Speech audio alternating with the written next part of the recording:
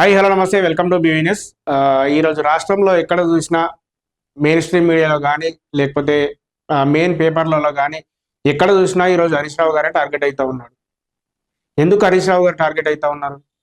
ఇటు బీఆర్ఎస్ వాళ్ళు కానీ కాంగ్రెస్ వాళ్ళు కానీ బీజేపీ వాళ్ళు కానీ మిగతా పార్టీలు కానీ ఎక్కడ చూసినా హరీష్ రావునే టార్గెట్ చేస్తూ ఉన్నారు. అసలు హరీష్ రావుని ఎందుకు టార్గెట్ చేస్తూ ఉన్నారు? బీఆర్ఎస్ పార్టీకి ఈరోజు వాస్తవం నిజం కూడా మాట్లాడుకోవాలంటే బీఆర్ఎస్ పార్టీకి అంతో ఇంతో వెన్నుదండుగా ఉన్నాయన ఓన్లీ ఒకరే ఒకరు హరీష్ రావు గారు.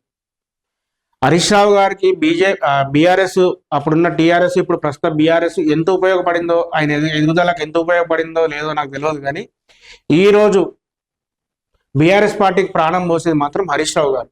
ఇది 100% ఎవరైనా ఒప్పుకోవాల్సింది. ఈరోజు హరీష్ రావు గారు ఫైట్ చేసే విధానం, ఈరోజు అగ్రనాయకులు బీఆర్ఎస్ పార్టీ మాది అని చెప్పుకునే వాళ్ళు కూడా ఇళ్లలో అంటుంటే కూడా హరీష్ రావు గారు పబ్లిక్ లో ఉండి బీఆర్ఎస్ పార్టీ కార్యకర్తలకు కానీ బీఆర్ఎస్ పార్టీకి కానీ అండగా నిలబడతా ఉన్నాడు. ఇందుకే కావచ్చు హరీష్ రావు గారిని టార్గెట్ చేస్తా ఉన్నారు. హరీష్ రావు గారు ఒక్కరు సైడ్ అయిపోతే బీఆర్ఎస్ పార్టీ పతనం అయిపోతుంది. మేబీ ఇందుకు టార్గెట్ చేస్తా ఉన్నట్టు ఇటు రేవంత్ రెడ్డికి హరీష్ రావే టార్గెట్, కాంగ్రెస్ ఎమ్మెల్యేలకు హరీష్ రావే టార్గెట్, మంత్రులకు హరీష్ రావే టార్గెట్. ఇటు నిజం కూడా చెప్పాలంటే కేటీఆర్ సోషల్ మీడియా కూడా హరీష్ రావే టార్గెట్.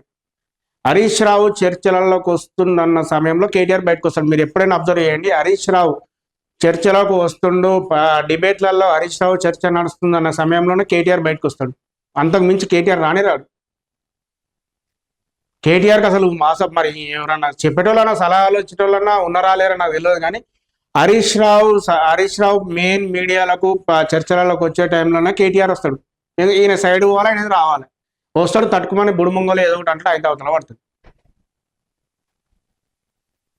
హరీష్ రావుకున్న పరిజ్ఞానం ప్రకారం, హరీష్ రావుకున్న వాక్చాతుర్యం కానీ, హరీష్ రావు ఓ మీటింగ్ పెడితే ప్రజల్ని మంత్రముగ్ధుల్ని చేస్తాడు ఈజీగా, ప్రజల్ని తన వైపు తిప్పుకుంటాడు. అదే కేటీఆర్ లాగా ఉందంటే లేదు, హౌలే గీవులే అది అవి అన్ని కూడా పోతాడు. ఇవి తప్ప వేరే ఏం లేవు కేటీఆర్ గారికి. కేటీఆర్ గారు ఇన్ఛార్జీలు తీసుకొని లేకపోతే కేటీఆర్ గారి పెత్తనం వల్ల గెలిచిన ఎన్నికలు ఎన్నో ఒకటి రాష్ట్రంలో. కేటీఆర్ గారు ముందుగా ఇదానికి సమాధానం చెప్పాలా మీరు?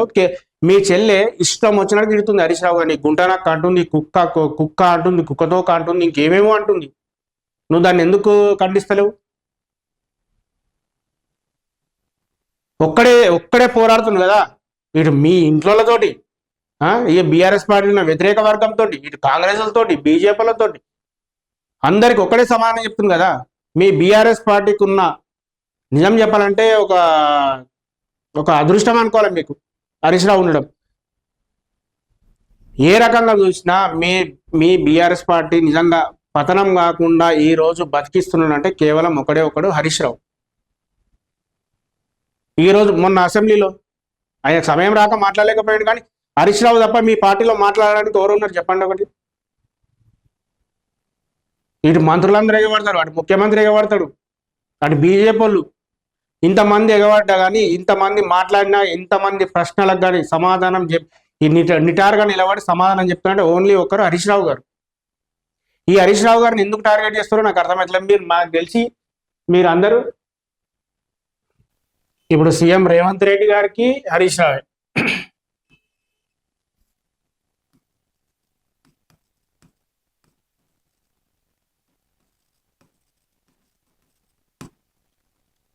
ఇటు సీఎం, ఇటు మీ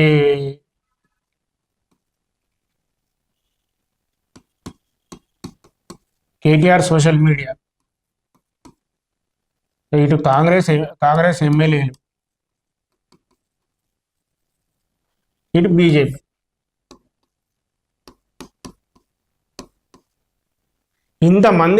ఇంతమందిని ఎదుర్కొంటున్న ఏకైక మునగాడు ఈ రోజు రాష్ట్రంలో ఉందంటే ఓన్లీ ఒకడు హరీష్ రావు. ఆయన ప్లేస్ లో మీరుంటే తలవాలి నెత్తి ఖరాబ్ అయిపోయి పిచ్చోళ్ళైపోతున్నాయి. మీరు ఈరోజు పార్టీని కాపాడుతున్నంటే ఓన్లీ ఒకరు హరీష్ రావు గారు. ఇంత మంచి హరీష్ రావు గారిని మీ బీఆర్ఎస్ పార్టీ, మీరు చూడండి కొన్ని ఛానళ్ళు ఉంటాయి, మిర్రర్, న్యూస్ లైన్, ఇంకోటి ఏంటది, ఇంకో 2-3 ఛానళ్ళు ఉంటాయి. ఆద్య, ఇంకో 3-4 ఛానళ్ళు ఉంటాయి. ఈయనలో ఈ ఛానళ్ళలో హరీష్ రావు గారిని హైలైట్ చేయరు. చూడండి మీరు, మన తెలుగు స్క్రైబ్ వీటిలలో ఎక్కడ హరీష్ రావు హైలైట్ చేయరు. Only KTR focus. మీరు ఒకసారి ఇప్పుడు జూబ్లీ హిల్స్